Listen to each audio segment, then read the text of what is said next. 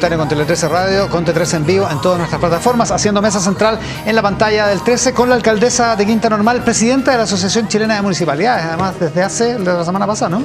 De la presidencia de la asociación. Sí.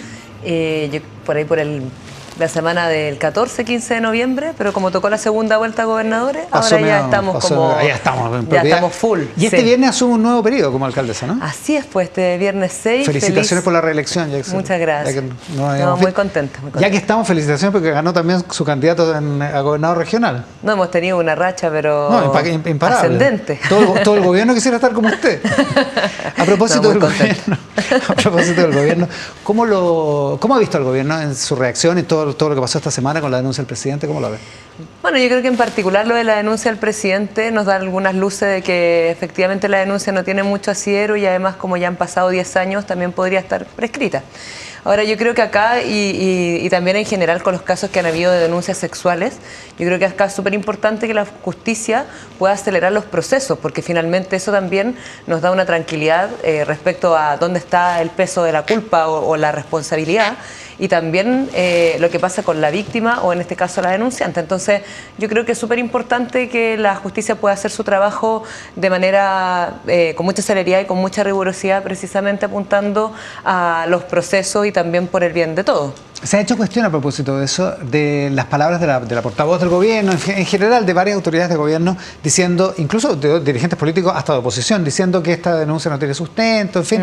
Y se ha hecho cuestión en términos de que no le corresponde al gobierno pronunciarse respecto de casos judiciales en ese sentido, digamos. Sí, yo entiendo que el gobierno tiene la postura porque en este caso le afecta directamente al presidente, entonces se entiende que es normal que también el gobierno tenga su propia versión, pero yo me quedaría con el fondo, que yo creo que acá los procesos son importantes que se puedan investigar con celeridad y con rigurosidad por parte de la justicia, a propósito además de un informe que salió hace muy poco de la OECD, que habla precisamente de quiénes son quienes están mejor evaluados y quienes están peor evaluados. En el caso de los peor evaluados está el Poder Judicial, el Poder Legislativo, pero habla a propósito de aquello que es súper importante fortalecer las instituciones en bien de la democracia. Yo creo que en estos casos es donde más se demuestra que precisamente las instituciones tienen que hacer su trabajo por el bien de la democracia. A propósito de las instituciones, una institución inmaterial, digamos, que el Estado de Derecho es probablemente una de las más constitutivas, digamos, de lo que entendemos como convivencia, como democracia.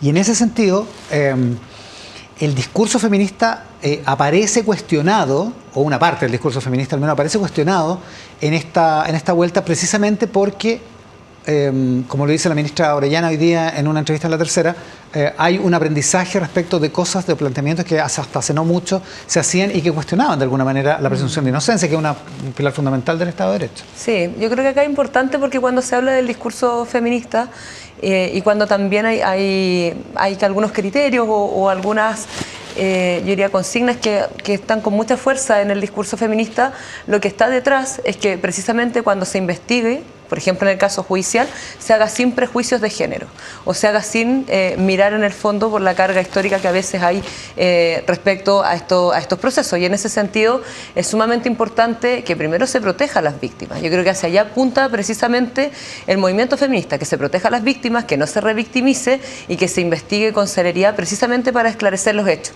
Y al momento de la investigación es que no existan prejuicios que a veces los tuvo en algún minuto el Poder Judicial. Si te vestiste de cual o tal forma, Exacto. Si hiciste tal o cual cosa, si claro, no sé, tomaste alguna decisión o no. Curada, entonces no sé qué, o está vestida con el minifalda. Y lo hemos visto en algunos procesos que han sido muy... muy públicos. Entonces, en el fondo, lo que apunta el movimiento feminista es que saquemos todos esos prejuicios de lado, o que en el fondo la justicia no se meta en eso, en cómo estuviste vestida, en qué hiciste, qué no hiciste, cuál fue tu decisión, y se investigue las denuncias con celeridad y que además se proteja finalmente a la víctima, porque muchas veces está también sobre la mesa lo que dice la víctima, lo que ha hecho la víctima, lo que no ha hecho la víctima, pero se deja de lado lo que pasa a la víctima, lo que vive la víctima al momento de denunciar, que es un proceso muy difícil. Lo que pasa es que, como lo plantea usted ahora, parece perfectamente razonable que no haya sesgo de género, que no se culpe a las mujeres respecto de cosas por las que no hay ninguna razón para culparlas, pero la posición parece haber sido aún más extrema.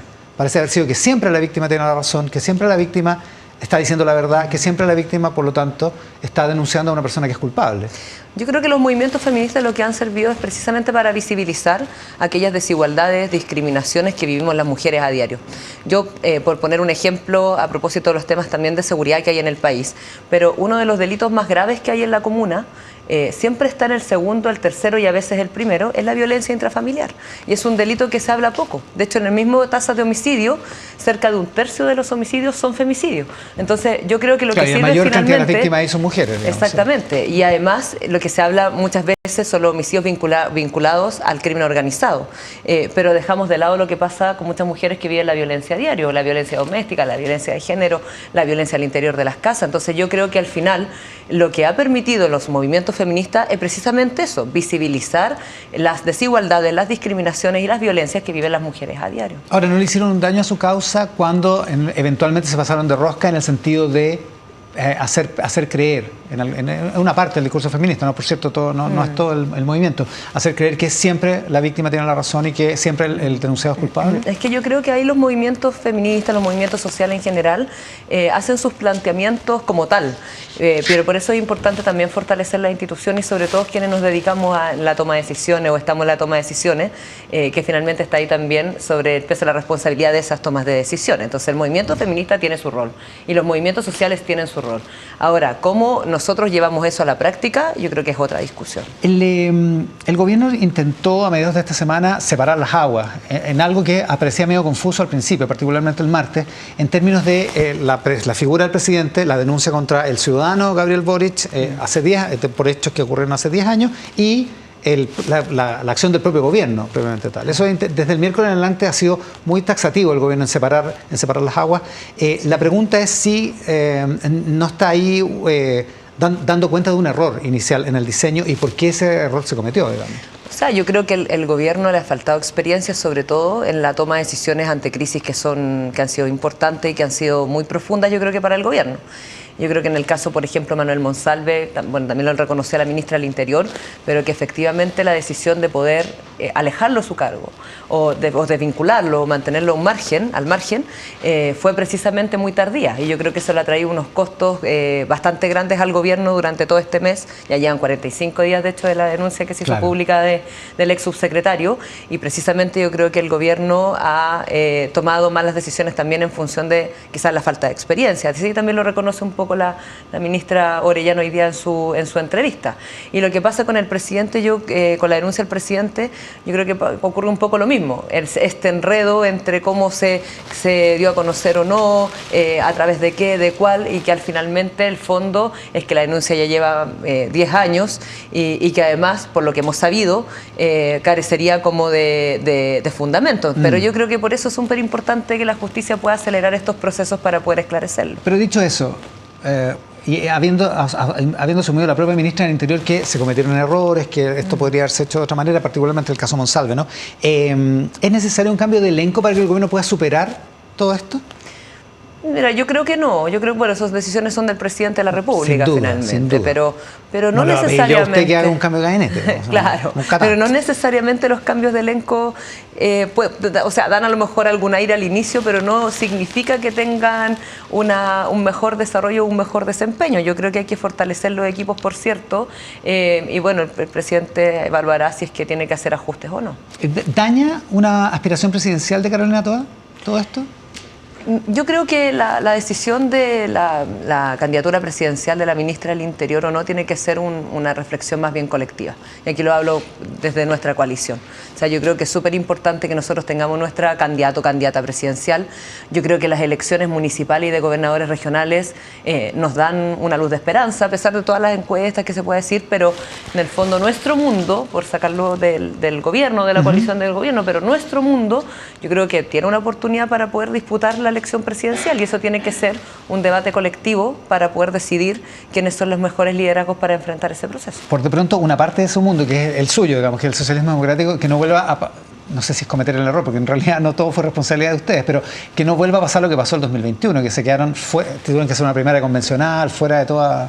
No, en fin, quedaron dañados ahí. Sí, digamos. No, eso fue súper complejo. Yo estaba en la mesa del partido, estaba recién asumiendo de alcaldesa, teníamos toda nuestra disposición de poder someter una primaria legal, junto con ese entonces el candidato Gabriel Boric y Daniel Jadwe, y efectivamente en el momento de la inscripción nosotros, bueno, dejaron afuera y hoy día la historia se cuenta de otra manera, pero claramente por eso es importante hacer todas estas conversaciones antes y finalmente tomar una decisión colectiva. O sea, en ese sentido, estoy hipotetizando, por cierto, pero lo que correspondería sería una primaria de todo el sector, de todo lo que usted llama su mundo, ¿no? Sí, sí, yo creo que sí. O sea, al hablar de nuestro mundo, yo creo que eso engloba desde la democracia cristiana hasta el Partido Comunista. Eso debería haber en una primaria. Yo creo que esos mundos debieran estar en una primaria representados. Y cuando usted dice una candidatura presidencial de la ministra Toá debería ser fruto de una reflexión colectiva, eso quiere decir que uno puede tener muchas ganas, pero lo que importa es tener algún apoyo, que haya alguna base al interior de los partidos. ¿Cómo lo ve en ese sentido?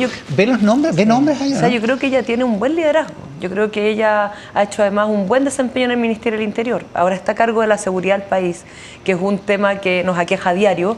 Entonces, obviamente que se complica en términos de las encuestas, la opinión pública, su candidatura, pero evidentemente que ella es un buen liderazgo y podría, yo sé que lo haría perfectamente bien si fuera nuestra candidata presidencial, pero por eso creo que es súper importante que se pueda tomar esta decisión más bien entre todo y todas. Lo decíamos al principio, usted estaba como una de las voceras de Claudio Rego en esta campaña de segunda vuelta. ¿A Claudio Rego cómo lo ve? No sé si alcanzó a ver la encuesta Pulso Ciudadano, pero quintuplicó sus menciones espontáneas, 1,5 todavía recién, pero aparece, digamos, en una cosa presidencial en la que no estaba antes. Es que yo creo que bueno, ahora el gobernador Claudio Rego, que ha sido reelecto, él también tiene un buen liderazgo, pero él yo creo que su particularidad o sus virtudes son precisamente lo que apareció en la campaña, que es un buen gestor, es alguien que siempre está en terreno, trabaja muy codo a codo con los alcaldes y alcaldesas de la región.